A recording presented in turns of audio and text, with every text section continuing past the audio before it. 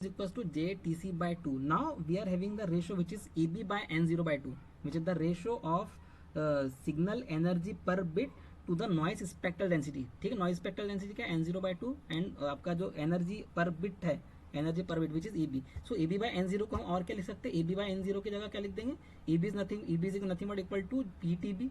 PTB क्या है आपका, P is the power, P is the signal power, P क्या है आपका सिग्नल पावर है, तो E की जगह आप क्या लिख सकते हैं PTB एंड अभी हमने देखे ऊपर में N0 by 2 is equal to क्या है JTC by 2. ठीक है, सो you will find AB by N0.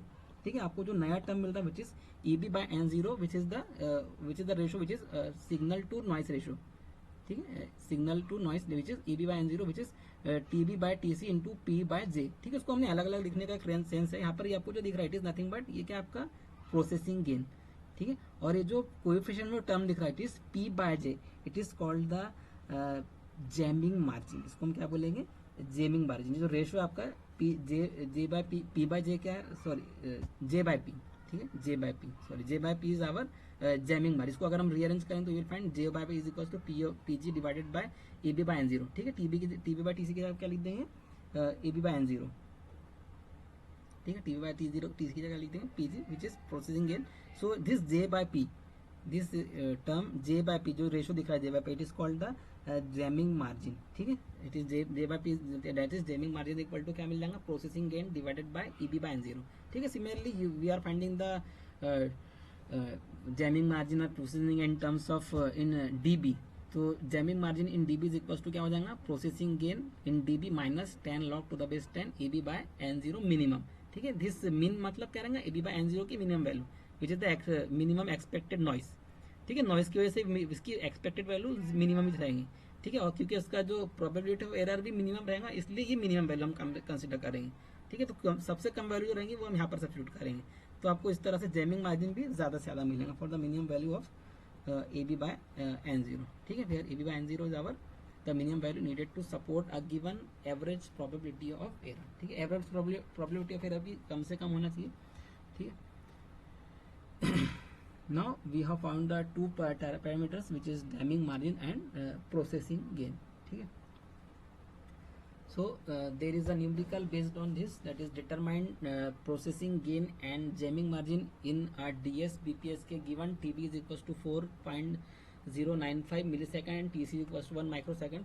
Assume maximum probability of error is equals to P is equals to 10 to the power minus 5. Also calculate number of flip flop in shift register. ठीक है, so numerical is based on PG and JM. So PG का formula, PG is equals to TB by TC. So substitute the value, so you will find PG is equals to 4095. ठीक है, and in DB that is 10 log to the base 10 4095, so which is equals to 36.12.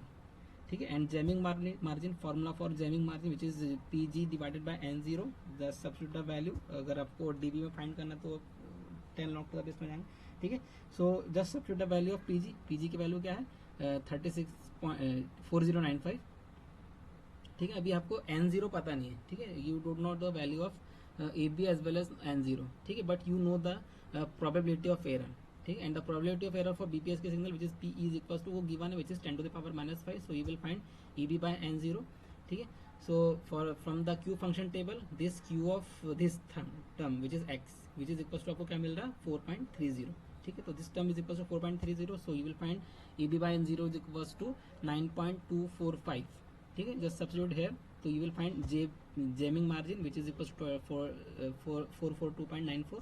So in DB 10 log to the base 10 442.94, so which is 26.4634. ठीक है, 10 log to the base 10 कर देंगे. ठीक है, so which is equals to 26.4634. so it is the numerical solution. It is the PG in DB आपको क्या मिला 36.12 and jamming margin in DB which is 26.4634. ठीक है, and the number of flip flops very simple, n is equal to 10 to the power m minus 1 which is n is equal to 4 processing gain. so just substitute the value, so you will find m is equals to 12. ठीक है, so it is the number of flip flop in the shift register which is for जो PN sequence generator में जो आपका m था वो क्या है, कितने फ्लिप फ्लॉप्स रहेंगे यहाँ पे 12 फॉर द गिवन इंफॉर्मेशन.